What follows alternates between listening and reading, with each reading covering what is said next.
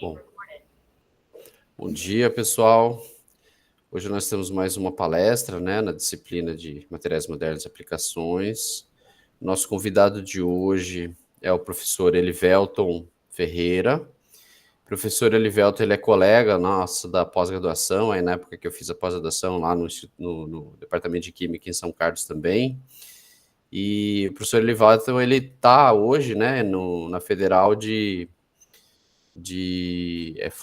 Fluminense, né? O Federal Fluminense, né? Isso. No campus de Volta Redonda, né? Isso. O professor Elivelton, ele é formado em Química,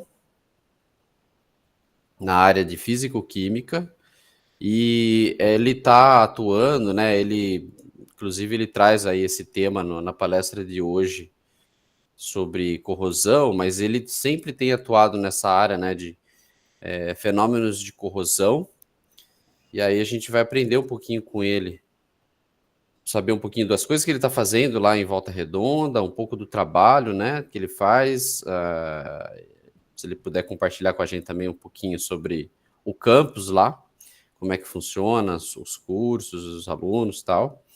Então, Elivelton, olha, muito obrigado aí por ter aceito o convite. É um prazer imenso ter você aqui com a gente essa manhã para trocar um pouquinho de experiência. E aí eu passo o bastão aí para ti. Professor Francisco, muito obrigado aí pelo convite para apresentar o meu trabalho, né, na disciplina de Materiais Modernos e Aplicações, no programa de Ciências dos Materiais, né? Como o professor Francisco comentou, eu faço parte do programa de pós-graduação em Engenharia Metalúrgica, na Escola de Engenharia Industrial Metalúrgica de Volta Redonda. A Escola de Engenharia pertence à Universidade Federal Fluminense e o campus é em Volta Redonda. E também eu sou docente no Instituto de Ciências Exatas. Eu faço parte também lá do Instituto de Ciências Exatas. Na verdade, eu estou lotado no Instituto de Ciências Exatas e faço parte do programa de pós-graduação em Engenharia Metalúrgica, que está localizado na Escola de Engenharia Industrial Metalúrgica de Volta Redonda. E o tema aqui, né, dentro do que eu venho sempre trabalhando, em corrosão, mas só que eu vou trazer para vocês aqui esse tema que é sobre inibidores de corrosão. São compostos novos com potencial para ser utilizado como inibidores de corrosão. São dois N-heterocíclicos, né? Foram gerados outros também, mas esse vou comentar mais sobre esses, que teve um resultado especial. E agora eu vou falar um pouco também como o professor Francisco comentou, vou falar um pouco lá da cidade de Volta Redonda, onde fica localizada, né? Volta Redonda fica no Rio de Janeiro, entre Rio de Janeiro e São Paulo, próximo à Dutra. Aqui a gente pode ver que a Dutra, né, em azul, passando aqui. Então, Volta Redonda fica próximo à Dutra, fica aproximadamente 132 quilômetros do Rio de Janeiro e 326 quilômetros de São Paulo. Aqui uma foto da cidade de Volta Redonda,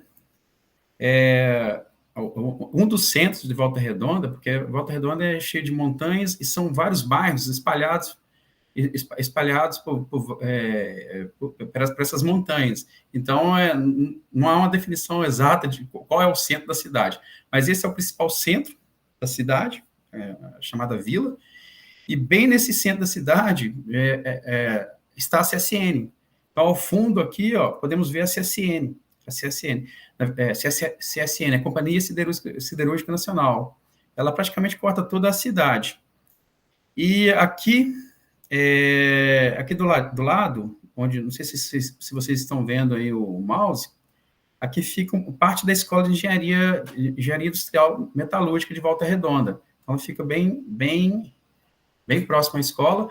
Essa escola, ela surgiu junto com a CSN para formar os engenheiros na época lá, para poder trabalhar na empresa. Ainda não era nem UF, aí depois que passou a pertencer à Universidade Federal Fluminense, aqui é um dos campos, né? A sede mesmo da universidade fica em Niterói, no Rio de Janeiro.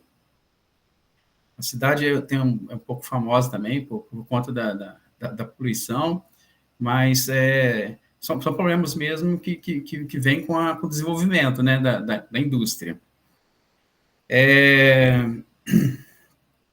Sobre essa linha de pesquisa, né, é uma das minhas linhas de pesquisa, e inibidores de corrosão de permeação de hidrogênio.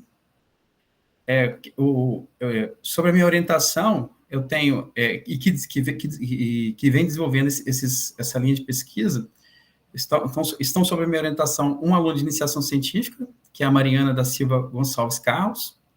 Eu vou mostrar justamente os resultados dela e da mestranda Raquel Leal Silvério. Então, são essas duas alunas que vêm trabalhando nessa linha de pesquisa.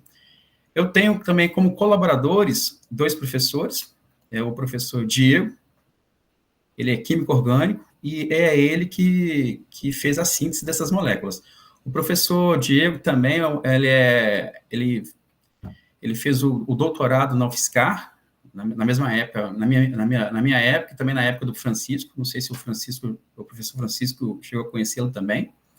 Então, ele também o doutorado dele foi na UFSCar de São Carlos, e a parte teórica, quem vem colaborando com a gente na parte teórica, eu não sou teórico, eu vou apresentar alguns resultados teóricos aqui, mas quem cuida dessa parte é a professora Lília Coelho. Então, esse o grupo, né, que vem conduzindo essa linha de pesquisa aqui comigo, em Volta Redonda. Então, para começar a falar aqui, né, por que tem que se usar os inibidores de corrosão, esses inibidores de corrosão, eu faço esses estudos de inibidores de corrosão mais voltado para a indústria siderúrgica, para as indústrias siderúrgicas, direcionado mais para a área de decapagem ácida. Então, aqui podemos ver uma imagem de decapagem ácida, mas por que há necessidade de se fazer essa decapagem ácida? Porque no processo, antes da decapagem, no processo de laminação a quente, forma-se a carepa. A carepa é um produto de corrosão que se forma a altas temperaturas, né? Porque o ácido, durante a laminação quente, alcança temperaturas aí de 1.200 graus Celsius, e com a umidade, então forma-se essa carepa, e é necessário limpar essa carepa para poder encaminhar o produto para outras finalidades, como, por exemplo, para revestir o material com zinco, para proteção catódica. Então, é necessário tirar essa carepa e deixar a superfície lisa. E isso é feito nesses banhos ácidos, e nesses banhos, e para não haver a corrosão do metal, e apenas a dissolução da carepa, são adicionados inibidores de corrosão nesses banhos. São adicionados os inibidores de corrosão, e esses inibidores impedirão o desgaste do metal, a corrosão do metal, a dissolução do metal, e apenas a dissolução da carepa. Só que nas indústrias siderúrgicas, não existe um protocolo para verificar se há ou não permeação de hidrogênio no metal. Os únicos testes que são feitos, rotineiros, é verificar se há dissolução da carepa e não há dissolução do metal, é só isso. Então, não há protocolo para verificar se há essa penetração do hidrogênio no metal.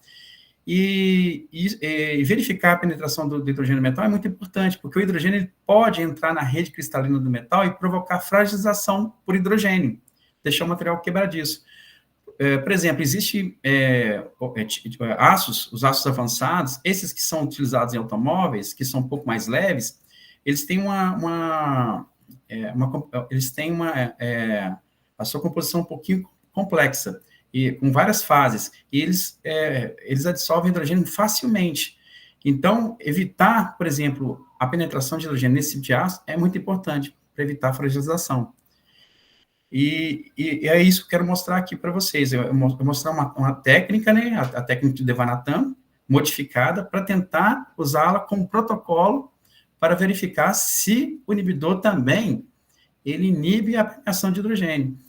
Porque nem sempre um bom inibidor de corrosão vai ser também um bom inibidor de permeação de hidrogênio. Um dos exemplos é a ureia. A ureia é um bom inibidor de corrosão e meio ácido, só que ela, na verdade, ela acelera a penetração de hidrogênio no metal. Então, há necessidade de fazer esses testes para verificar, com diferentes inibidores ou com novos inibidores, verificar se há também a penetração de hidrogênio no metal. Então, aqui é um exemplo, né, um desenho mostrando aqui uma figura mostrando um processo de decapagem ácida. Essa figura aqui é uma figura do livro do Bocles. As pessoas que fizeram em eletroquímica conhecem esse livro, né? Então, durante o processo de corrosão, formam-se áreas anódicas e catódicas sobre a superfície do eletrodo.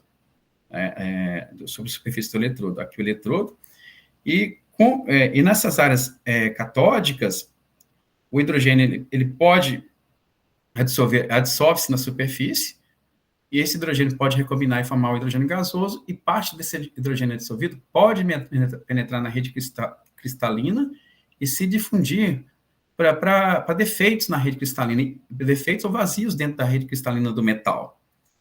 E quando ele encontra esses vazios, esse hidrogênio dentro desses vazios recombina, formando hidrogênio gasoso, e esse hidrogênio gasoso pode alcançar pressões acima de 10 elevado a 4 atms. A pressão é muito elevada. E essa pressão muito elevada pode fazer com que o metal se torne quebradiço, se fragilize. Então, aqui é um exemplo, né? O hidrogênio ele penetra pelo metal, alcançando contornos de grãos ou vazios, e nesses vazios forma-se o gás, e qualquer tipo de tensão faz com que o metal se rompa, rache, né, em várias, nessas regiões mais fragilizadas. Então, é muito importante tentar também verificar isso, verificar se o inibidor inibe a permeação de hidrogênio. E uma das formas, então, de tentar inibir tanto a corrosão quanto a penetração de hidrogênio na rede cristalina é utilizar inibidores de corrosão de adsorção. E, geralmente, os inibidores orgânicos de adsorção, eles apresentam algumas características, né, para ser um bom inibidor. Eles devem ter, além do carbono, né, devem ter heteroátomos, nitrogênio, enxofre, oxigênio, ou grupos funcionais polares e anéis aromáticos. Então, essa é uma característica comum. Pensando-se nisso, né, então, aqui, baseando-se na síntese do professor Diego, ele baseando-se nessa síntese desses compostos do Diego, desses novos N-heterocíclicos, na verdade, eles não têm nada de novos, porque o professor Diego, ele desenvolveu essa síntese para aplicação desses compostos como inseticida ou para combater a tuberculose. E depois de várias conversas com ele, observando a estrutura e vendo que esses compostos são solúveis em água, propomos a ele de fazer esses estudos de corrosão também, verificar se inibe a corrosão ou a permeação de hidrogênio. Então, aqui mostro a síntese desses N-heterocíclicos, né?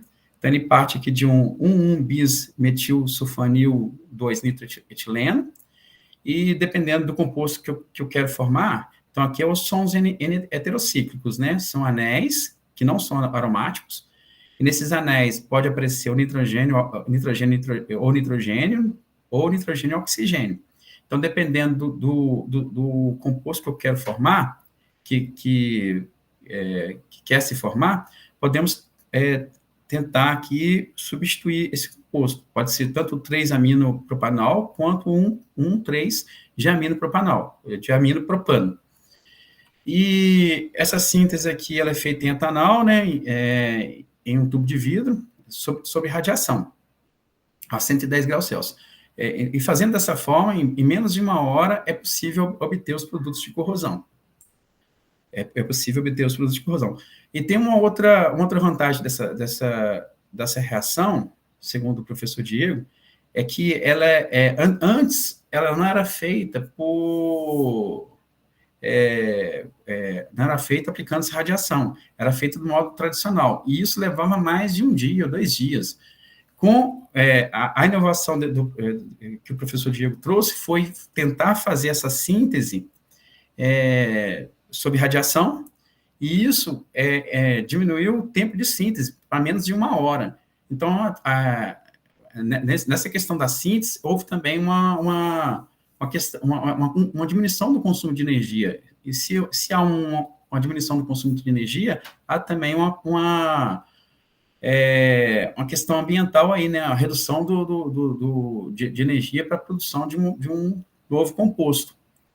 Então, tem uma questão ambiental muito forte aí também, uma pegada ambiental muito forte, de diminuir o gasto de energia para poder sintetizar o composto.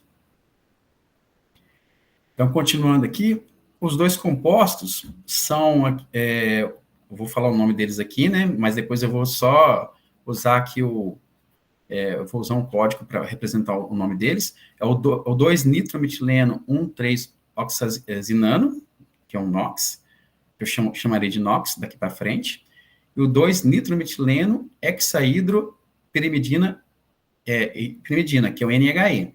Então, são esses dois compostos que foram estudados pelas alunas, né, pela Raquel e pela Mariana, sobre a minha orientação, a do Diego e da Lília.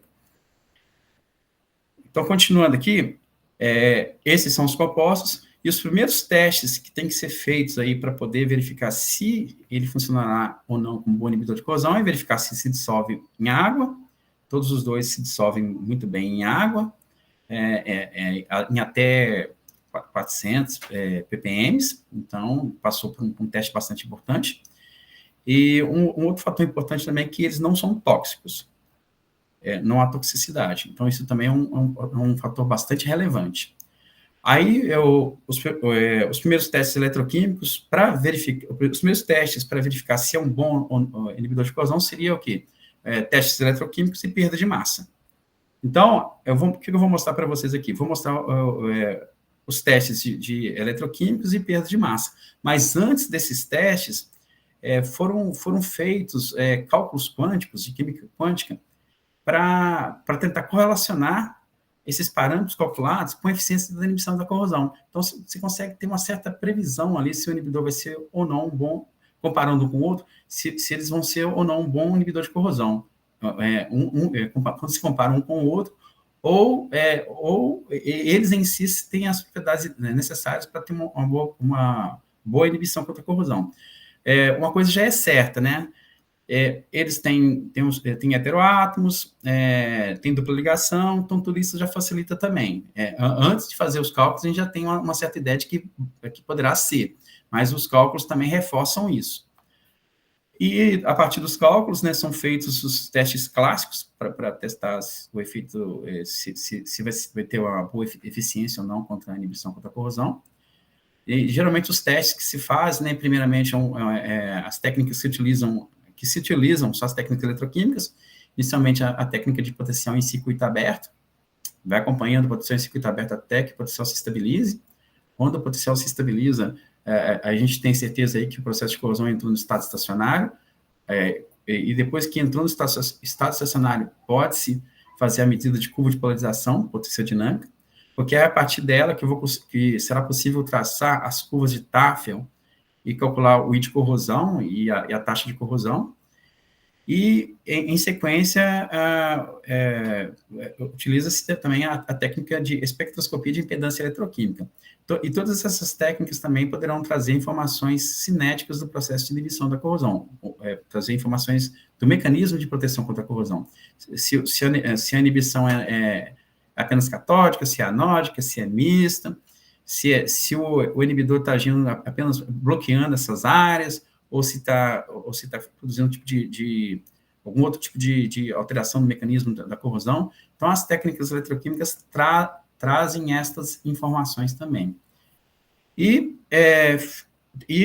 finalmente, a perda de massa, né? É interessante também fazer a perda de massa aí, né? Que é usando uma balança com 5 casas depois da vírgula, uma balança bem sensível, tentar fazer a perda de massa. e com esses parâmetros, encontrar uma isoterma que modele ali o processo de adsorção desse inibidor à superfície do aço. Nesse caso aqui, o aço que foi testado foi o aço 1020, aço SAI 1020, né, que é um aço bastante comum aí, que tem várias funções aí, várias funções. E depois desse teste aqui, foi feito finalmente o teste da inibição da permeação de hidrogênio, ver se esses inibidores também inibem a permeação de hidrogênio, usando a técnica de Devanathan. E, finalmente, foi feito um teste aqui com composto com NOx, porque o NOx ele tem um odor muito forte, e ele é um composto oleoso e libera esse odor muito forte. Por liberar esse odor muito forte, foi proposto também tentar verificar se ele poderia funcionar como um inibidor de corrosão volátil. O NHE, ele é um sólido e ele não apresenta cheiro nenhum.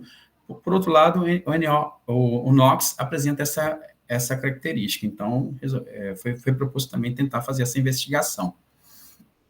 Então, começando aqui, ó, a primeira coisa que se faz aqui, né, vou mostrar como é que foi feito aqui a parte de matriz e métodos da programação para poder fazer os cálculos quânticos. Essa parte, eu não sou especialista, só vou mostrar por alto aqui, né, como é que foi feito.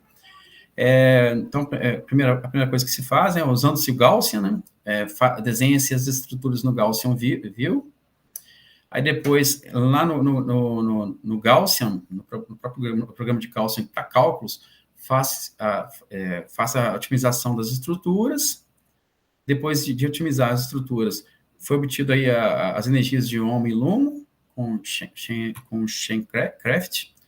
O Ohm e o Lumo são os orbitais moleculares ocupados de maior energia, que é o Ohm. O Lumo, orbital molecular não ocupado de menor energia.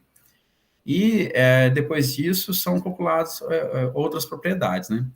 Com relação ao funcional, né, foi usado o DFT para fazer esse tipo de cálculo. Então, foi usado o funcional B3-LIP, com esse conjunto de bases mostrados aqui embaixo. Então, essa parte aqui foi uma parte que a aluna realizou esses cálculos sob a orientação, a aluna Raquel, né, sob a orientação da professora Lilian. Então, é dessa forma que são feitos os cálculos quânticos.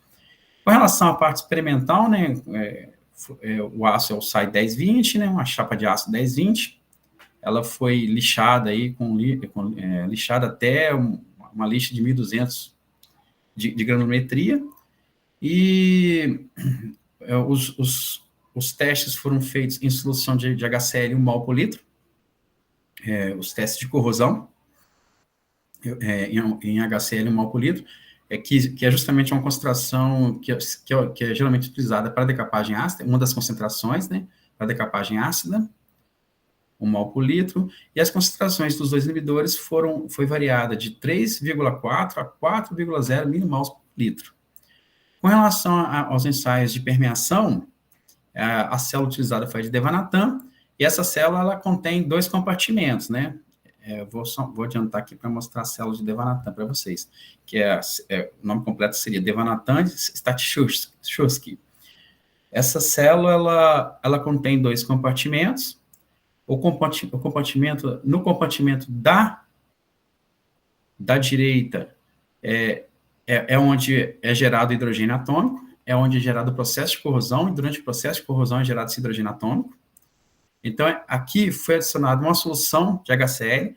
Essa solução foi um pouquinho mais concentrada do que a dos testes de corrosão, para poder gerar esse hidrogênio, porque na solução de 1 mol por litro o sinal não é detectado. Então, foi utilizada uma concentração um pouquinho maior de ácido clorídrico, na concentração de 5,4 mols por litro. E desse outro lado esquerdo é o lado de detecção do hidrogênio atômico, que é também detectado via técnica eletroquímica, né? Então, aqui a gente temos aqui o contra-eletrodo, o eletrodo de referência, eu trabalho aqui no meio, e o potenciostato. Então, essa aqui é a célula de Devanathan. Além da solução de HCl, foi testado também, uma outra solução que é de ácido sulfúrico para poder comparar os resultados, né? Para que se possa fazer uma comparação de resultados entre os ácidos.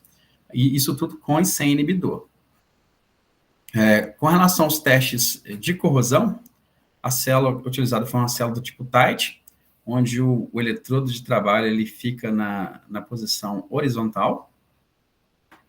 O contra-eletrodo aqui foi um eletrodo de platina, uma rede de platina. O eletrodo de referência é a prata colete prata, com colete de potássio saturado. A área foi uma área delimitada por um O-ring de 1 centímetro quadrado, e o potenciostat foi o potenciostat da Sorlatron. Então, essa é a célula que foi usada para os testes de corrosão.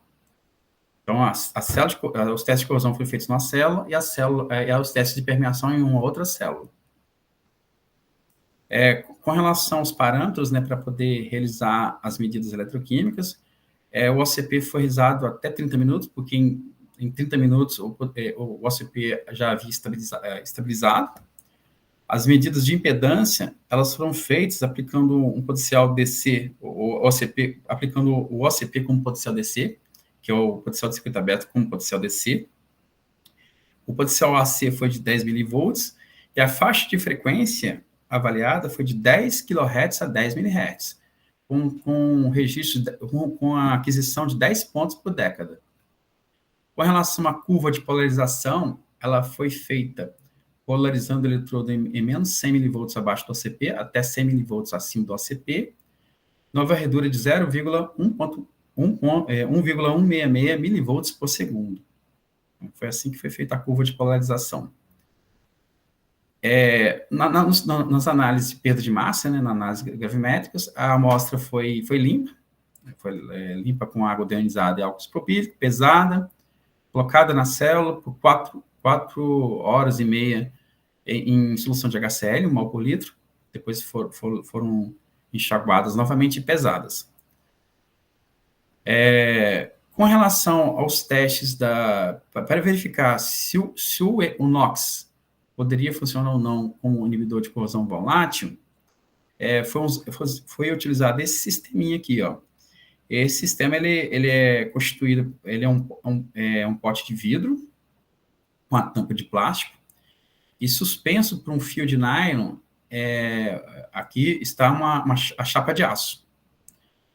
E aqui tem um reservatório. Nesse reservatório foi colocado o inibidor, e aqui embaixo, na parte de baixo do pote, foi colocada a solução de HCl. Essa solução foi uma solução com concentração um pouco mais elevada, 10% de HCl, né? Mas antes de adicionar esse HCl, seguindo a literatura, o composto ele foi deixado nesse recipiente por 7 dias, para que ele pudesse evaporar e absorver no metal, e depois de 7 dias, seguindo a literatura, né, depois de 7 dias, a solução de agressiva foi adicionada no sistema para poder gerar os vapores, né, corrosivos, a atmosfera corrosiva. Então, foi dessa forma que foi feita as medidas de avaliação da eficiência de inibição da corrosão volátil. Aqui eu comento um pouco também de como foi feito para quantificar esse produto de corrosão. Depois desses testes, as amostras foi mergulhado na solução de ácido clorídrico também, 18%, com inibidor, para poder retirar esses produtos de produtos de corrosão, e em seguida foram quantificadas por UV visível. Para amplificar o sinal, foi feito nessa solução, foi o ferro 2+, ali presente, foi complexado com ortofenantrolina, né, para poder formar um complexo, para melhorar um pouquinho mais o sinal lá de detecção do ferro, o UV visível. Então, eu vou começar a falar aqui um pouquinho dos resultados teóricos. Aqui são as estruturas, né, otimizadas, tanto do lado esquerdo do NOx quanto no lado direito do NHE. são os dois compostos aí. E aí depois eu mostro aqui o mapa de potencial eletrostático gerado, né, através do cálculo, os mapas de eletrostático molecular. E aqui é o seguinte, essas regiões contornadas em vermelho, elas indicam que são regiões ricas em elétrons. E isso é um pouco óbvio, porque aqui a gente tem nitrogênio e oxigênio, né, próximo aqui, ó. Então, são justamente essas regiões que poderão se adsorver na superfície do metal. Essas regiões da molécula que poderão se adsorver na superfície do metal. As informações do HOMO também são bastante relevantes, porque desse lado aqui, do lado esquerdo, a gente tem o NOx, e do lado direito tem NHE, pelo orbital, por esse orbital, pelo HOMO, eu consigo saber em quais posições os elétrons estão localizados, né? Então, no NOx, ele está localizado no nitrogênio 14, no carbono 12 e no carbono 13, que seria bem nessa região aqui. O NHE estaria na verdade, no NOx, o HOMO estaria localizado no N13, no nitrogênio 13, no carbono 10 e no carbono 12. Enquanto que o NHE está localizado no nitrogênio 14, no carbono 12 e no carbono 3. Então, reconhecer onde a localização do HOMO é muito importante, porque é ali que é uma região rica de elétrons, que também poderá favorecer a adsorção da molécula à superfície do metal. Um outro parâmetro bastante importante também é a diferença entre o LUM e o HOMO, que é o ΔE, né? Que seria a diferença de energia em eletronvolts. Então, quanto menor for esse parâmetro, mais eficiente vai ser o inibidor de corrosão. E aqui está indicando para a gente aqui, ó, que, teoricamente, que o NOx parece que vai ter uma maior eficiência de inibição contra a corrosão. Então, essa previsão aqui foi feita toda teoricamente, né, antes dos experimentos eletroquímicos. E aqui a gente já viu pode ser observado aqui uma previsão de que o NOx vai ter uma melhor eficiência em relação ao NHE. Então, esses resultados teóricos são bastante importantes e já nos traz uma ideia aí de quem vai ter uma maior eficiência contra a corrosão, né? Aí agora vamos começar a mostrar os resultados experimentais, os resultados eletroquímicos, né? Aqui a gente tem os resultados de potencial e circuito aberto em relação ao tempo. Onde o potencial ele é registrado em relação ao tempo, né? Tanto para o NHE quanto o NOx.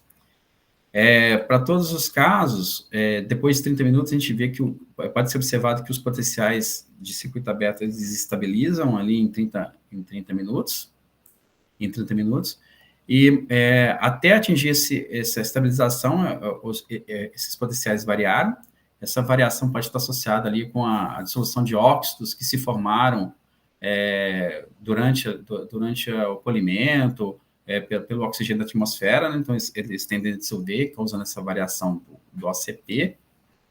E para esses dois casos aqui, tanto para o inibidor NHE quanto para o NOx,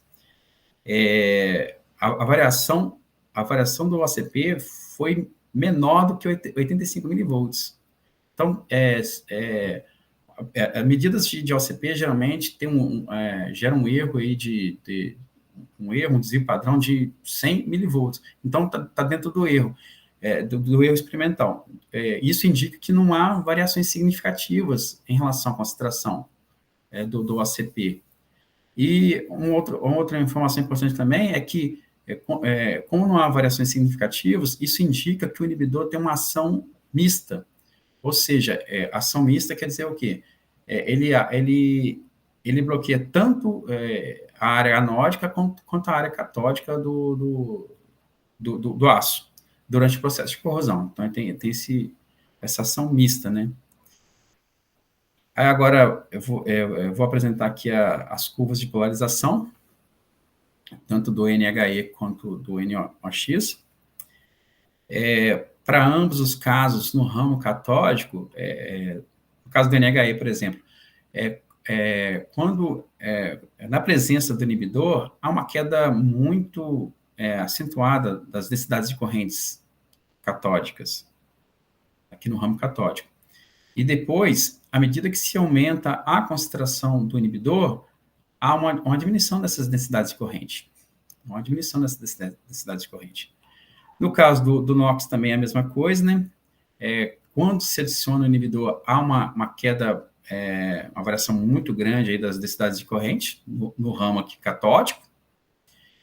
E com o aumento a densidade de corrente diminui bastante, as densidades de corrente diminuem bastante, quando passa de 3,7 milimols por litro para 3,8 milimols por litro, diminui bastante, e acima de 3, na verdade, aqui, ele varia bastante de quando adiciona o inibidor, 3,7 milimols por litro, e depois essas densidades de correntes, elas aumentam com o aumento do inibidor para 3,8 milimols por litro.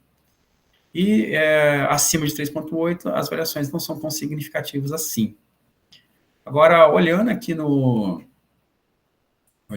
ramo anódico, pode ser observado que, tanto para o NHE quanto para o NOx, as densidades de corrente, elas variaram com a concentração, só que essas variações não foram tão significativas assim.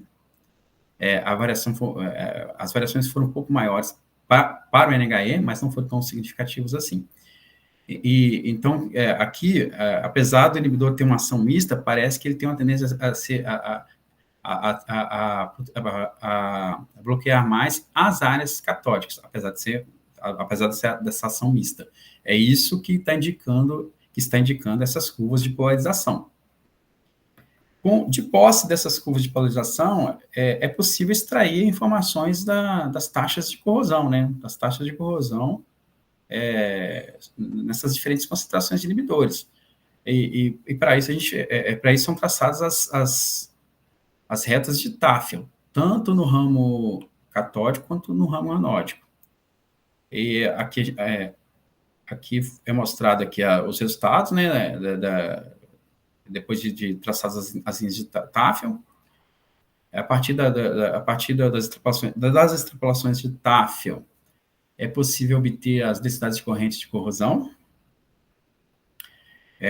Com os valores das densidades de corrente de corrosão, é possível calcular para o aço, né? Existe uma equação aí para poder calcular isso, a taxa de corrosão, as taxas de corrosão, e com as taxas de corrosão é possível determinar as eficiências de inibição. Aqui do lado esquerdo é mostrado as possíveis reações que ocorrem tanto no ramo catódico como no ramo anódico. Então, no ramo catódico aqui, o H+, ele recebe o elétron e adsorve no ferro, né? É isso que está mostrando a reação. E depois, esses dois hidrogênios, eles podem se recombinar, formando o hidrogênio gasoso, ou tem um outro mecanismo aqui, ó. Ou esses hidrogênios adsorvidos, o H+, pode reagir com esses hidrogênios adsorvidos sobre o ferro, gerando hidrogênio gasoso também. E é nessa etapa aqui que parte do hidrogênio pode penetrar também no metal, nessa parte de adsorção, e penetrar e permear pelo metal. Com relação à reação anódica, a gente tem isso aqui, né, quando o ferro interage com a água, depois o cloreto também interage com o ferro e a água, em seguida o ferro ele é oxidado, e esse complexo aqui se dissolve formando ferro 2+. Então, esses são os prováveis mecanismos. Essas reações foram baseadas na literatura. Então, com relação às taxas de corrosão,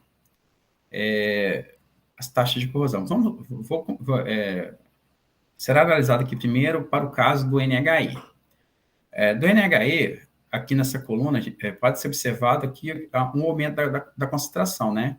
De 3,7 a 4 milimols por litro. Então, aqui tem esse aumento da concentração.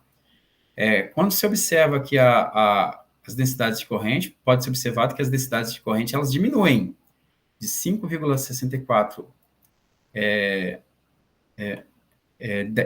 10 a menos 4 ampere por centímetro quadrado até 3,62 10 elevado a menos 4 ampere por centímetro quadrado. Ao analisar as taxas de corrosão, observa-se a diminuição dessas taxas de corrosão. Ela diminui de 6,54 micrômetros por ano para 4,21 micrômetros por ano. Então, o que está acontecendo? Há uma diminuição da taxa de corrosão com aumento da concentração do inibidor. De posse desses resultados, é possível calcular a eficiência da inibição, né? Então, a inibição, ela passa em 3,7 milimols por litro, ela passa de 69,03% de eficiência para 80,14% de eficiência. Então, há um aumento da eficiência da inibição. Agora, tentar analisar aqui o composto NOx. No caso do composto NOx, o que acontece? No caso do composto NOx, a taxa de corrosão, ela diminui até 3,8 milimols por litro.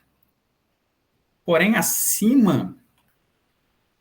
Estou tentando aqui encontrar o cursor do mouse, né? Então, aqui, ó, até 3,8, a taxa de corrosão diminui. Mas acima de 3,8, essa taxa de corrosão volta a aumentar novamente. Vendo aqui, observando isso pela eficiência, o que a gente tem? O que se tem aqui? Ó? Um aumento da eficiência até 3,8 milimols por litro, mas acima de 3,8 essa eficiência diminui. Então, está ocorrendo um efeito anômalo com o NOx. O inibidor ele está perdendo a eficiência em função da concentração, acima de uma determinada concentração, que é a concentração de 3,8 milimols por litro.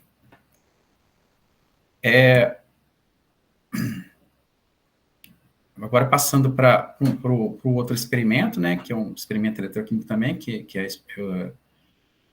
são as medidas de espectroscopia de impedância eletroquímica.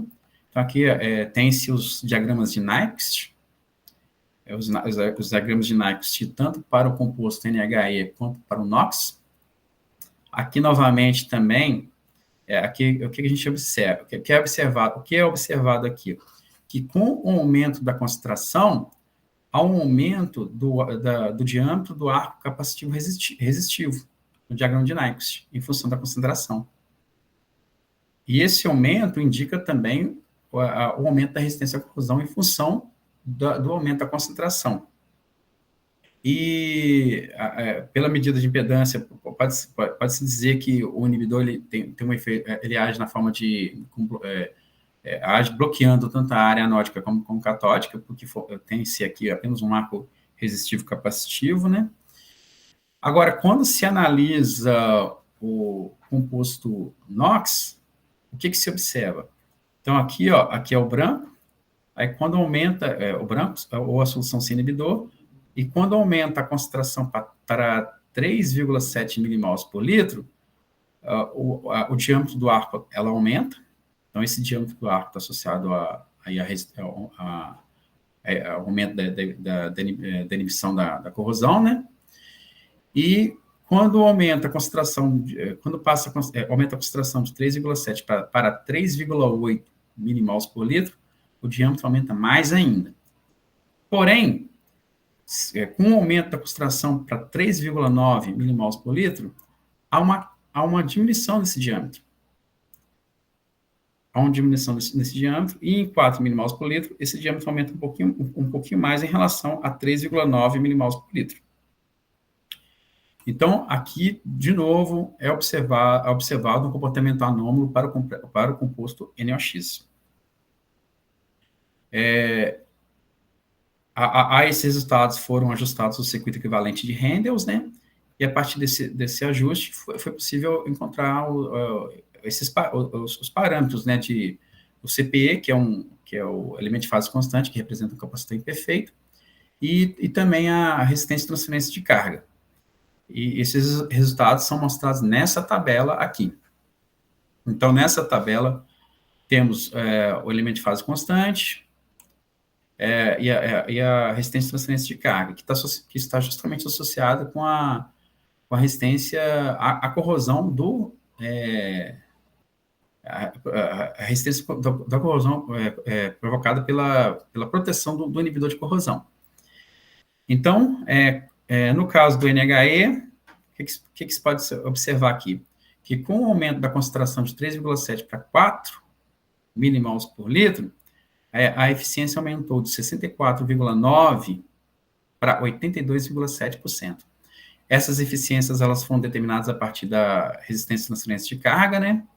Então, há um aumento, novamente aqui, como foi mostrado, similar ao que foi observado nas curvas de polarização, há um aumento da eficiência de inibição com o aumento da concentração. À medida que a concentração aumenta, a eficiência aumenta. No caso do NOx, novamente aqui a gente, como falei anteriormente, né, há esse efeito anômalo, a eficiência ela aumenta até na concentração de 3,8 milimols por litro, há um aumento da eficiência até 88,3%, mas depois essa eficiência cai novamente. Em seguida, são mostrados aqui os resultados de perda de massa, e na perda de massa a mesma coisa. Com relação ao NOx, né, à medida que se aumenta a concentração, quando se alcança a concentração de 3,8 milimols por litro, alcança-se a eficiência máxima. Acima dessa concentração, há uma queda dessa eficiência. Com relação ao NHE, à medida que se aumenta a concentração, assim como foi observado nas medidas de impedância e nas curvas de polarização, a eficiência aumenta em função da concentração. Então, tem-se aqui um problema, né? O porquê da queda de eficiência com o aumento da concentração por NOx. Uma das suposições é que, com o aumento da concentração, pode ser que esteja ocorrendo uma mudança da configuração, uma mudança do posicionamento do inibidor sobre a superfície do metal, uma mudança de configuração. Está sendo feitos cálculos teóricos para tentar verificar se é isso mesmo, se há um efeito de mudança de configuração do inibidor sobre a estrutura do metal, sobre a superfície do metal, para o caso do NOx. Foi encontrado também as isotermas, né, para esses dois inibidores, para o NOx e o NHE, testado diferentes isotermas. Todas elas deram excelentes ajustes, porém, para o NOx, a que melhor se ajustou foi a de Tenkin. E para o NHE, a que melhor se ajustou foi a de Frunkin. E um parâmetro importante que tem que ser calculado dessas isotermas é a energia de Gibbs padrão de adsorção.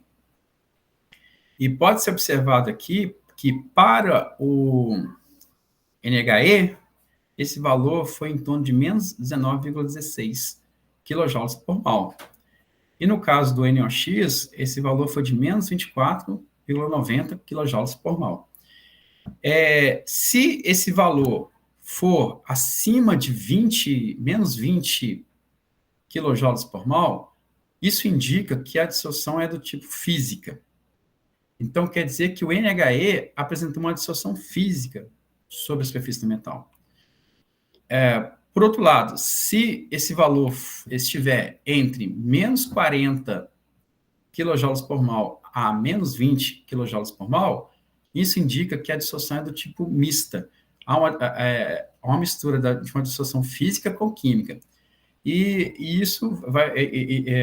esses parâmetros estão de acordo com a eficiência de inibição, porque a interação química é muito mais forte do que a interação física. Depois de mostrados esses dados das isotermas, né, vem aqui os testes de permeação de hidrogênio, né, para verificar se os inibidores eles impedem a penetração do hidrogênio no aço. Antes de mostrar o resultado aqui, vou mostrar como é que funciona a célula de permeação de hidrogênio, né? essa célula aqui é mostrada do lado direito. Então, aqui, ó, desse lado aqui é o lado onde ocorre o processo de corrosão e geração de hidrogênio atômico nas áreas catódicas durante o processo de corrosão.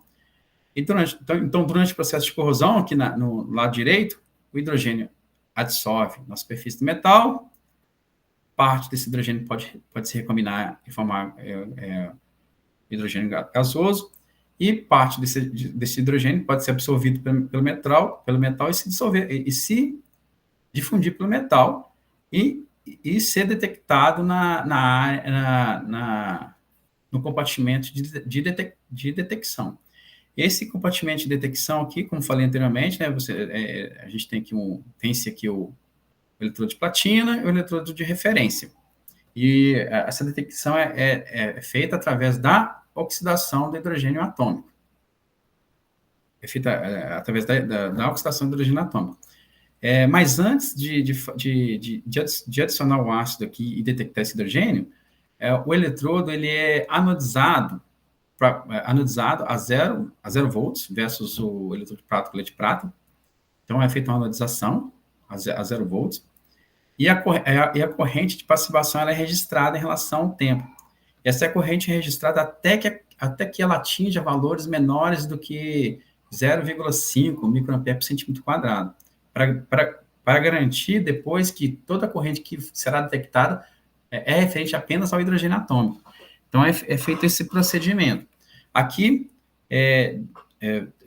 tanto para a curva vermelha quanto para a curva mostrada em branco aqui, essa anodização foi feita em 2 horas e meia. Então, foi feita aqui a anodização durante 2 horas e meia, e depois de 2 horas e meia, foi adicionado aqui no compartimento da direita a solução ácida. Com a adição da solução ácida, dentro de alguns segundos, o hidrogênio é detectado, e é possível saber que o hidrogênio é detectado por conta desse aumento da densidade de corrente. Essa densidade de corrente ela aumenta até atingir um estado estacionário. No caso aqui, por exemplo, do ácido clorídrico, né? Ela aumenta até atingir o estado estacionário, e depois que atingiu o estado estacionário, aqui nesse caso, foi deixado 2 horas e meia, né? Corroendo e gerando hidrogênio, e em seguida, para certificar de que esse hidrogênio gerado é referente ao hidrogênio atômico, essa solução foi retirada desse compartimento de geração de hidrogênio. Aí, quando se retira essa solução, a densidade de corrente ela cai.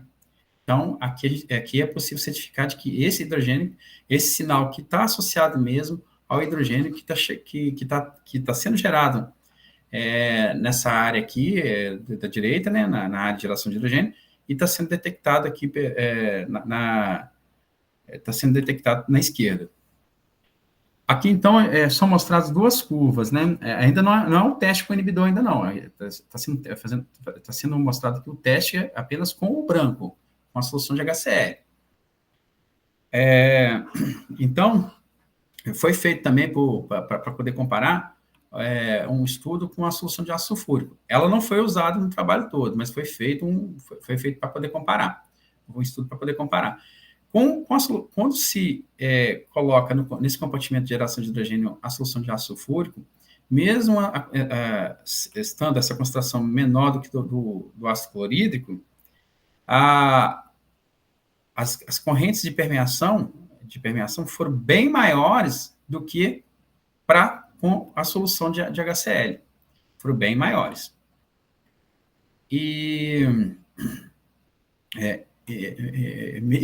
Foi bem maiores. Uma outra coisa também que tem que lembrar é que mesmo que essas soluções, elas produzem a mesma taxa de corrosão. Dentro de 2 horas, a perda de massa para ambas foi de 73 miligramas por centímetro quadrado. Então, elas têm a mesma perda de massa. Então, há algum efeito ali na injeção de hidrogênio que faz com que as correntes de permeação para o ácido sulfúrico sejam maiores do que o do ácido clorídrico. E é interessante também ver aqui para aplicações práticas, que o melhor ácido para poder fazer decapagem é o ácido clorídrico, porque ele ele inibe mais a penetração do hidrogênio do que o ácido sulfúrico. E aqui eu vou tentar explicar o porquê do ácido clorídrico inibir mais a penetração do hidrogênio do que o ácido sulfúrico. Então, há uma maior inibição aí da penetração do hidrogênio. Então, aqui em cima podemos observar as densidades de correntes de permeação estacionárias do ácido sulfúrico foi de 6 microampere por centímetro quadrado, e do HCl caiu pela metade. Baseando-se na literatura, né, há uma explicação para isso, né? No caso do ácido clorídrico, o cloreto ele tende a favorecer o desprendimento de hidrogênio gasoso. Ele tende a favorecer essa combinação do hidrogênio dissolvido sobre o metal. Fazendo isso, ele diminui a tendência do hidrogênio ser dissolvido pelo aço. Então, baseando-se na literatura, uma referência que foi feita, onde foi feito estudos cinéticos, comprovando que essa inibição é provocada pelos íons cloreto. Aqui nesse mesmo resultado também, uma outra coisa para ser observada, um outro fenômeno para ser observado com relação, nessa parte aqui, ó. Quando se remove, para o caso do ácido sulfúrico, quando há remoção do ácido no compartimento da direita, as densidades de correntes, elas caem a zero em 11 horas, em aproximadamente 11 horas, elas caem a zero. No caso da solução de HCl, em 11 horas elas não caíram a zero, elas se manteram constantes, o hidrogênio ainda foi detectado e no estado estacionário ainda. Uma das explicações para isso é que, para o caso do ácido sulfúrico, quando se retira a solução desse ramo de geração, quando a solução é de ácido sulfúrico, forma-se um filme de solução sobre a superfície do metal, uma solução sobre a superfície do aço. E essa solução ela vai ficando cada vez mais rica em produtos de corrosão, em ferro 2+. E esse ferro 2+, saturado, ele pode reagir com o sulfato, formando o sulfato de ferro. E esse sulfato de ferro, ele acaba bloqueando as reações de corrosão. E bloqueando essas reações de corrosão, ele impede, ele cancela a geração de hidrogênio, e com isso é cancelado também a detecção de hidrogênio no lado direito da célula. No lado direito da célula. Com relação ao HCl, quando se retira a solução, forma-se também o filme, só que os produtos de corrosão que se formam nesse filme de solução, eles são solúveis. Então, o HCl continua agindo ali, corroendo o metal e gerando hidrogênio atômico. Então, essa é a explicação para esse fenômeno.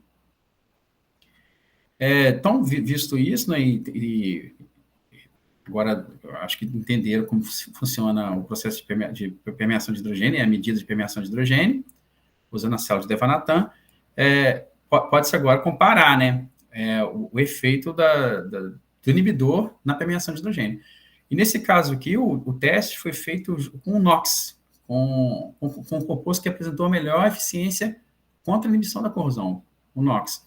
Então, aqui é mostrado novamente aqui o transiente de permeação de hidrogênio em relação ao tempo, e pode ser aqui na curva preta, na curva escura, na curva vermelha é a solução sem inibidor, e na curva escura é com inibidor.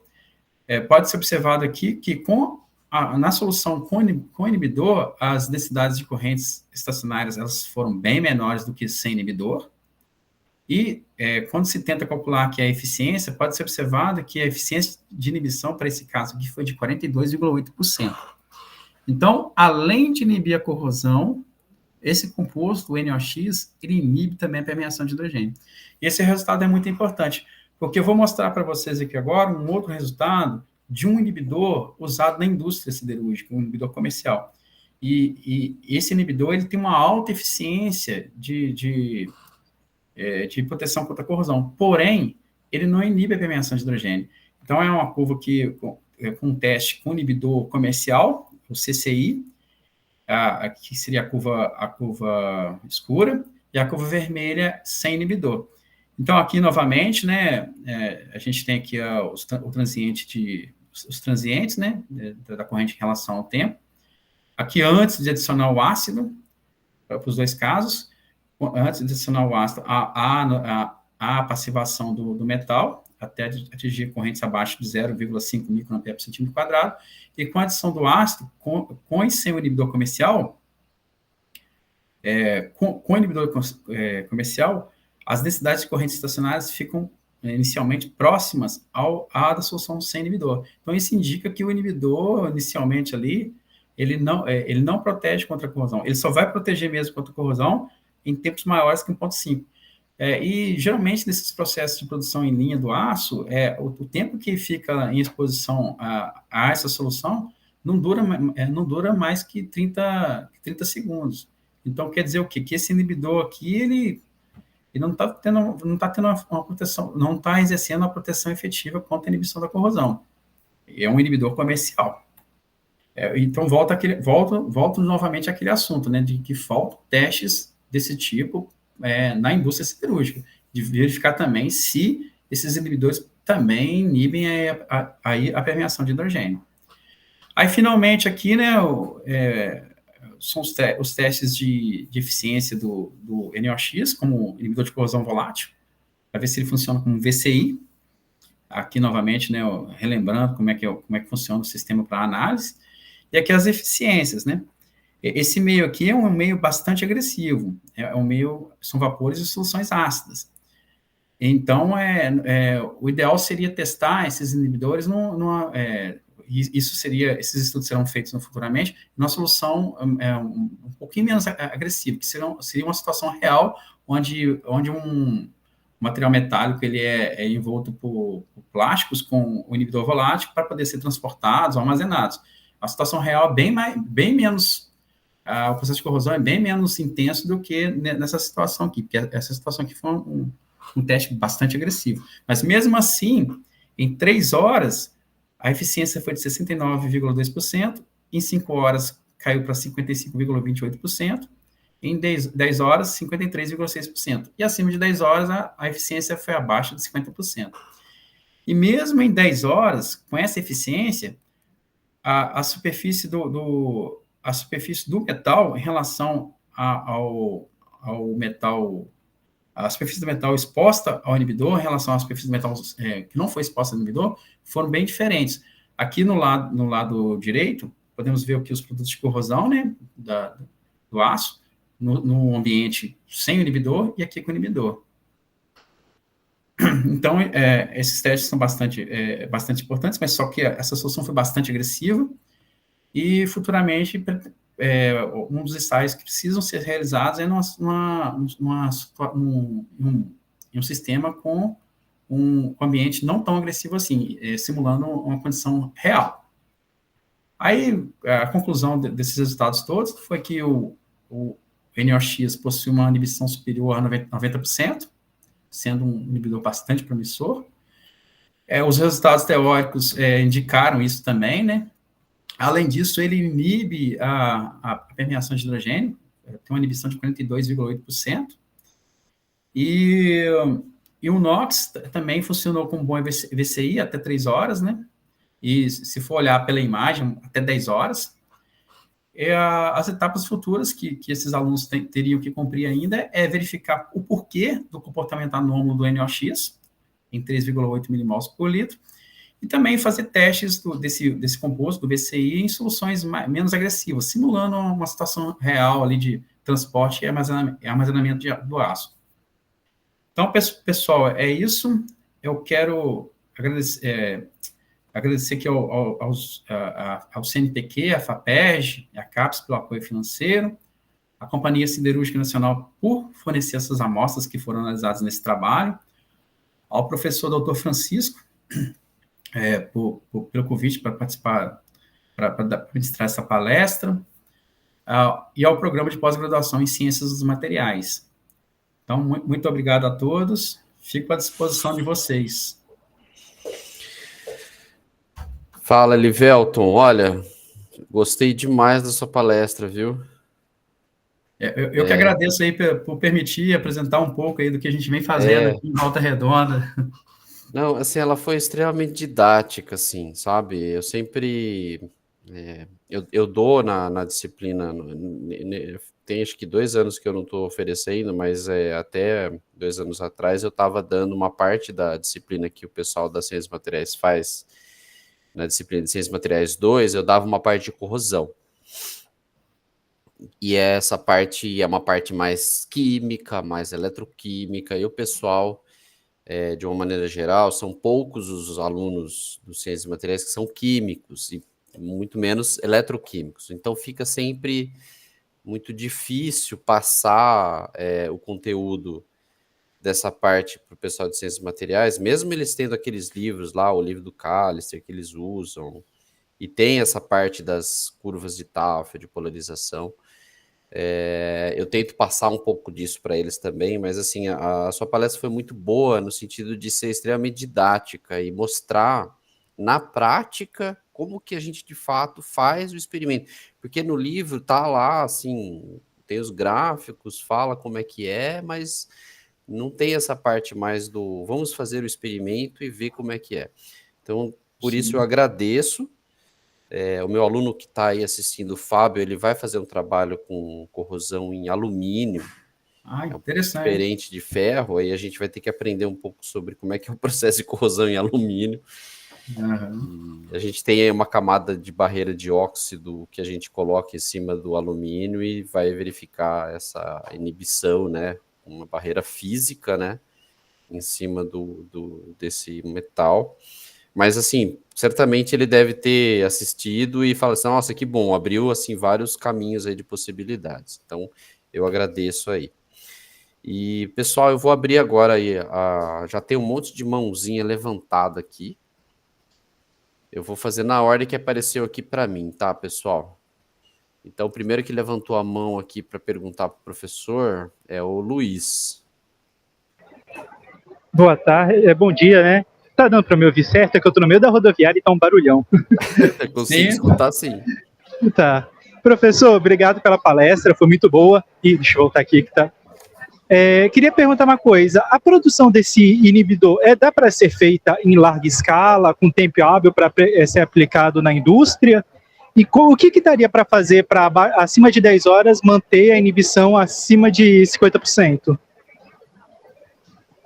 Então, nessa situação do VCI, teria que fazer testes em soluções mais brandas, em situações que simulam o meio real. E seria a maresia. é, eu penso que esse inibidor ele poderá resistir acima de 10 horas. Porque essa situação dos vapores de solução de HCl, elas são muito agressivas. Então, teria que, dentro da norma, né, tem que testar numa situação real. Entendi, muito obrigado. Nada. Acho que a pergunta também que ele fez é com relação de sintetizar esses inibidores em larga escala, né? Foi isso, Luiz? Também. É possível isso? É possível porque essa síntese ela não é tão complicada assim, ela é bem simples, né? É uma síntese de um passo só. E eu acho que seria viável, sim, de tentar fabricar em larga escala para um setor industrial, né?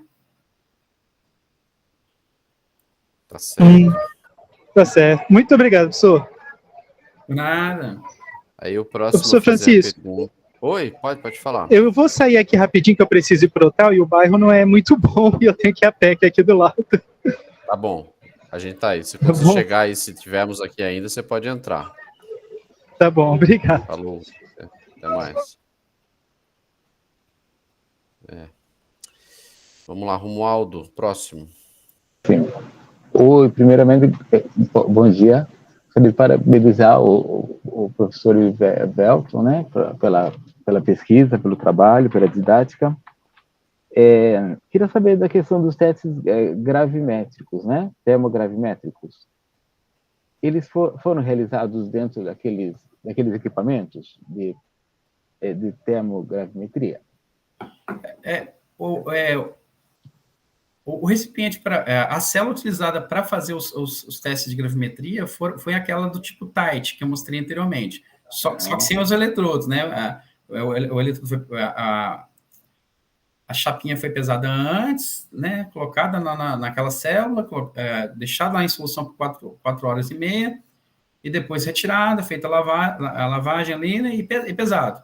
Então, elas foram feitas naquela célula. Foi uma célula diferente. Então, tem esse teste, e o outro teste, que é do VCI, a quantificação foi feita de outra forma, né? Foi feito por V visível, dissolvendo os produtos de corrosão em solução de HCl. Então, foram usadas duas metodologias diferentes. Certo. Então, eu perguntei porque a gente vê bastante aplicação para o seu trabalho, né? Inclusive na área de aeronáutica. E eu sei que no laboratório ali da Unifesp, ali em São José dos Campos, eles têm uns aparelhos bem interessantes nessa área. Não sei se você teve oportunidade de conhecer. Para testes termogravimétricos. Termogravimétricos. Sim. Entendi. Tá ótimo. E daí, teria alguma patente já em desenvolvimento? Curiosidade. Esse composto, o fato dele funcionar como VCI é algo bem interessante, que eu até conversei com o professor Diego, que ele é o responsável pelo composto. Falei, esse composto aqui, o ambiente que foi estudado foi bastante agressivo, mas se os testes lá em solução mais branda forem mostrarem uma eficiência interessante por várias horas, eu acho que seria interessante aí verificar isso, né?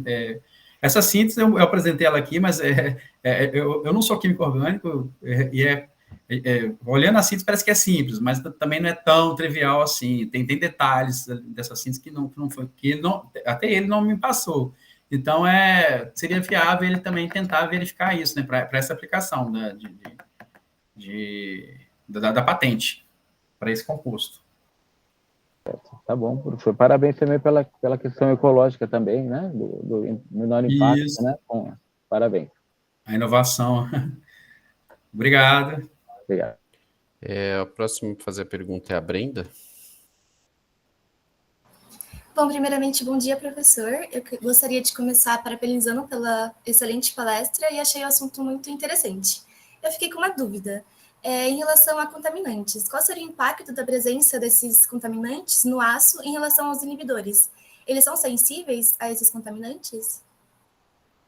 Os contaminantes presentes no aço? Isso. Na composição do aço? Pode ser que seja, mas ali, nesse caso, os teores dos outros elementos presentes no aço são bem pequenos, né? Porque o aço praticamente todo ele, a composição básica dele é ferro.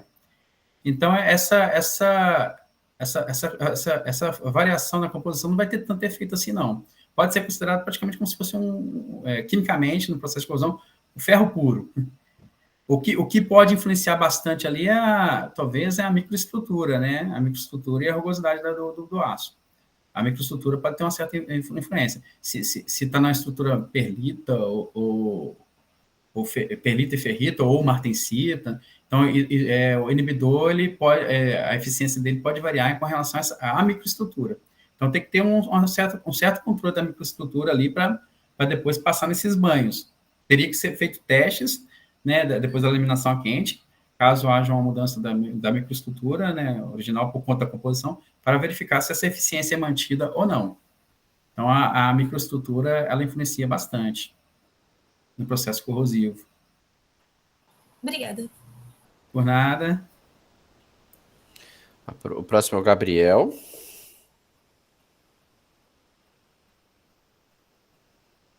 O Gabriel foi o que me mandou a mensagem. Peraí. Ele está sem microfone e ele me mandou uma pergunta aqui pelo chat.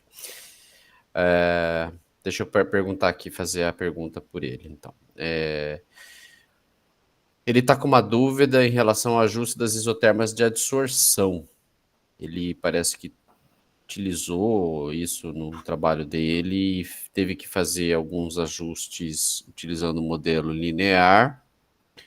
e alguns também não linear. E ele perguntou se no caso desses ajustes das isotermas que você fez, elas utilizou um ajuste não linear, porque no linear era muito baixo o coeficiente. Baixo. As equações elas foram deixadas na forma para que se tenha uma representação linear. Então foram feitos na forma linear. Na forma linear, você faz a plotagem, né, dos dados para ter ela tendo a relação da função linear, e a partir daí você faz o ajuste. Isso, foi na forma linear. Qualquer coisa também, se ele quiser entrar em contato, eu posso colocar ele em contato com a minha aluna, com a Raquel, para poder tentar discutir sobre essa forma, né? Forma. Tá bom. Ele agradeceu aí e vai entrar em contato, se necessário. Obrigado. Aí a próxima aqui com a mão levantada é a Bruna. Olá, bom dia a todos. Primeiramente, gostaria de parabenizar o professor Livelton pela excelente palestra. Achei muito interessante, né, os resultados obtidos aí no estudo. E a minha pergunta é em relação a quê? Se existe alguma possibilidade de combinar esses N-heterocíclicos com outros compostos inibidores para poder aumentar aí a proteção contra a corrosão, por exemplo. Se já existe alguma coisa do tipo, se já foi realizado algum teste associado ou não. Ou se, né, essa combinação, né, entre eles seria interessante ou não para essa aplicação. Obrigado aí pela pergunta, Bruna. É possível, sim. Eu tenho conversado tanto com a Lídia, que é professora teórica, quanto o Diego. O bom dos professores teóricos também é que eles conseguem, antes de fazer a síntese, verificar a possibilidade teórica, né, de formação e até fazer a previsão teórica do inibidor. E, segundo esses professores, há a possibilidade, sim, de modificação de estrutura. Algo que a gente vem tentando fazer também é transformar esses compostos em líquidos iônicos, porque os líquidos iônicos têm uma tendência maior a inibir a permeação de hidrogênio. Há uma tendência de líquidos iônicos terem essa capacidade. Tem sim, há essa possibilidade. Os professores, eles admitiram isso, né, o de orgânica, o teórico também. Então, é viável, sim. Algo que está sempre em desenvolvimento, né? A gente está sempre procurando novas estruturas, tentando melhorar o comportamento da molécula, tanto teoricamente quanto pela via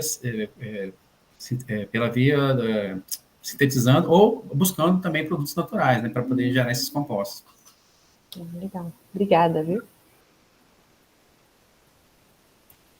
O próximo da lista aqui é o Fábio. Bom dia, professor. Bom dia a todos. Parabéns pela palestra, foi excelente. Eu sou orientado do Chico também. Então, eu estou fazendo um estudo sobre corrosão no alumínio, né? Na verdade, é alumínio e nióbio, né?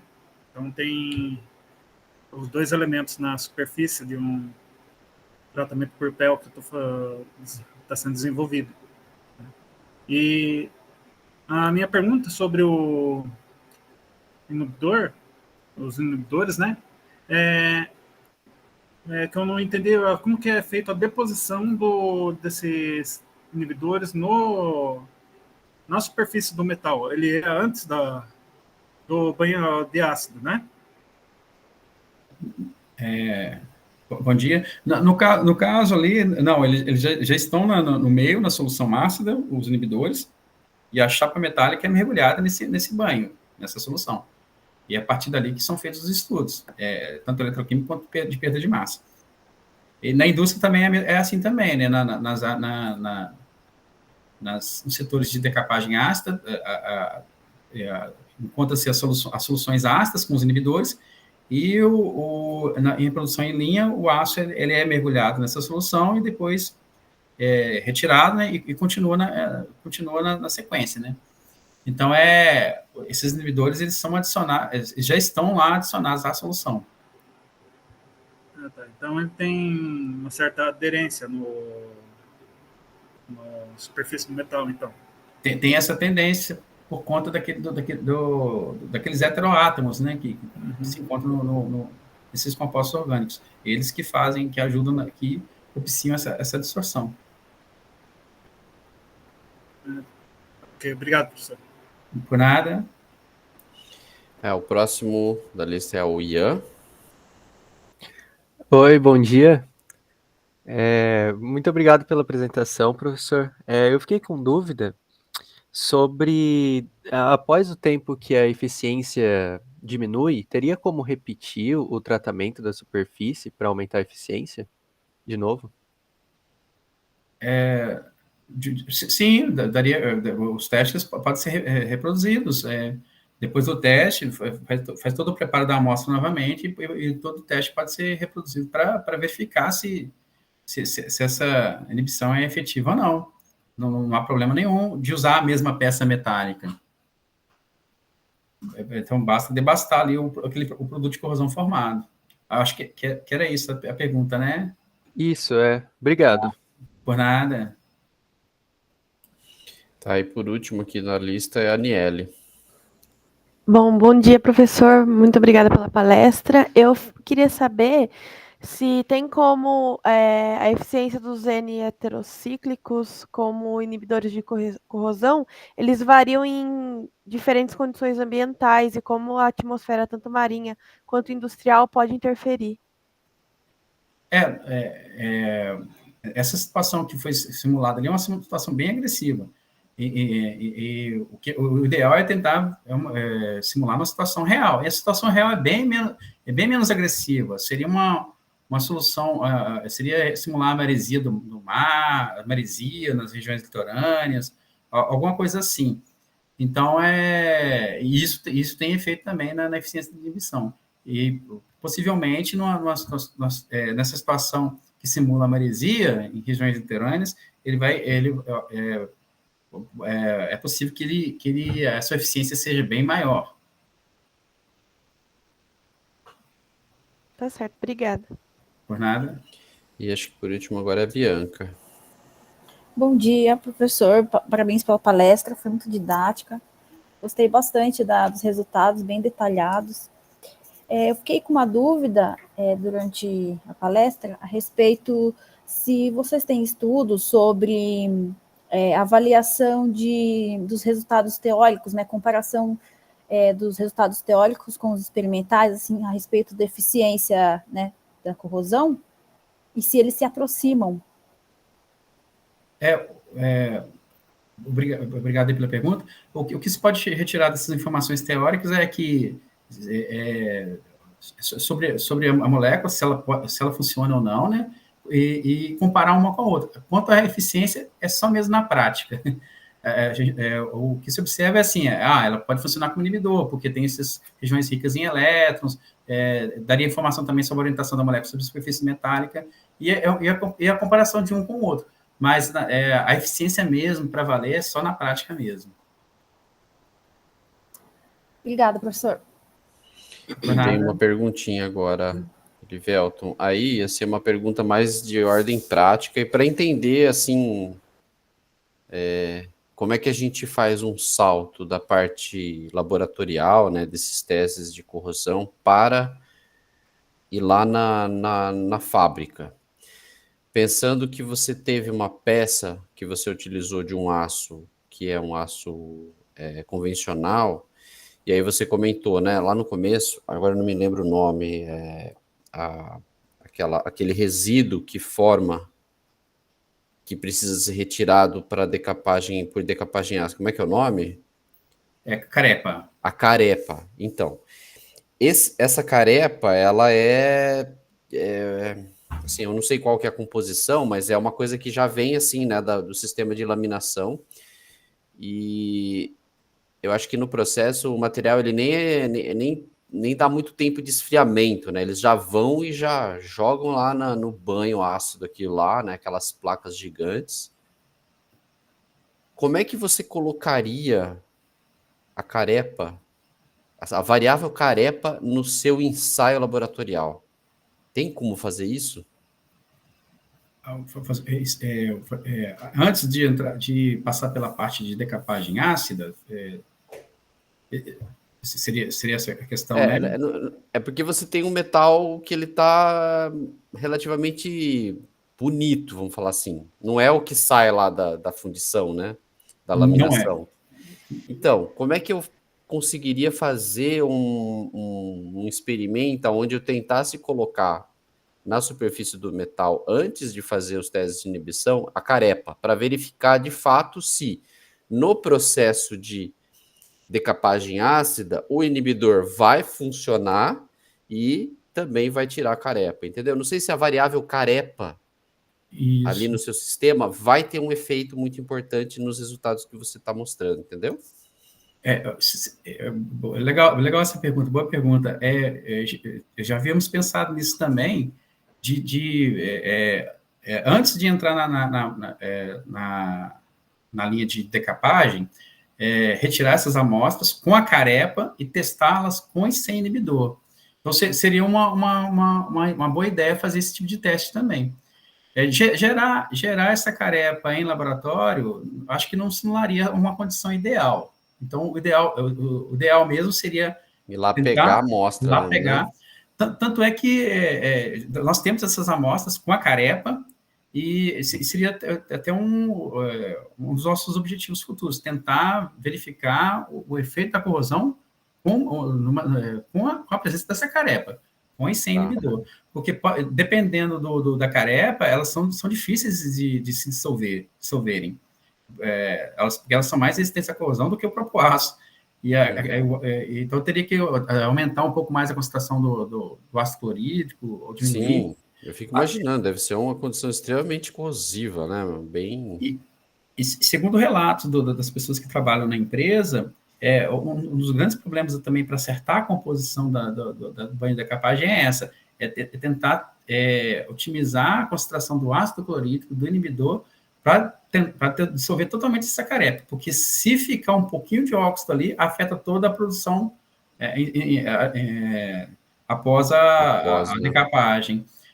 Por exemplo, na imersão quente do zinco, o zinco, se tiver um pouco de óxido ali, ele não vai aderir ali, vai ficar aquela região toda manchada. Então, para cada tipo de aço que chega lá, eles têm que fazer esse tipo de teste. Um protocolo diferente, né? É um protocolo diferente. Só que eles não fazem esse teste da permeação de hidrogênio. E quando produzem um aço mais sensível, tipo esses aços mais avançados, que são mais leves, eles têm uma capacidade muito grande de absorver hidrogênio. Então, é muito delicado isso. Teria que fazer esse tipo de teste para tentar eliminar. Se eu não me engano, historicamente, a gente tem lá no... me corrija se eu estou errado, eu não me lembro exatamente o detalhe, mas lá no Titanic, né, que afundou, teve um problema na fundição, né, dos aços que faziam parte da estrutura do navio, que quando colocado numa condição de temperatura muito baixa, ele apresentava uma característica de fragilidade maior. E aí, no impacto lá do iceberg, uma coisa que era para ser um determinado fratura ou ruptura foi muito pior, e um dos pontos que se colocou nesse trabalho era falando desse problema da fragilidade, da permeação do hidrogênio no aço, né? Então, lá atrás, a gente já tem esse histórico, né, de como isso é extremamente importante. Aí, sei lá, né, aços avançados vão ser colocados aonde, né? Pontes. Sim, tubulações, né, para retirada de petróleo. Então, são essas situações. Eu costumo falar que quem trabalha com corrosão tá com a faca e o queijo na mão. Vai ser rico e vai resolver o problema de todo mundo, porque a quantidade de dinheiro que está relacionado com quem trabalha com isso e problemas de corrosão no mundo, o que se perde de dinheiro por conta de corrosão é absurdo. Então, você está no caminho certo, Livelton. Do lado da CSN, agora aqui... os caras têm que começar a te dar dinheiro lá, meu. Aqui é interessante, porque os problemas que eles enfrentam lá geram dissertações, teses bem interessantes mesmo. E estão sempre enfrentando problemas, né? Mas tá bom. Olha aí, pessoal. Eu quero agradecer novamente aí, Elivelto, sua presença hoje de manhã. Foi muito gostosa e poder aprender um pouco mais sobre corrosão e ter a sua presença aí com a gente. Então, com isso, eu finalizo o nosso encontro de hoje e deixo aí o meu agradecimento ao professor. Quem sabe você teve aqui, né, no workshop. Quando que foi? 2022, foi? 2022. Não, em Sorocaba? Você não teve aqui um workshop? Ou eu estou confundindo? Não estive.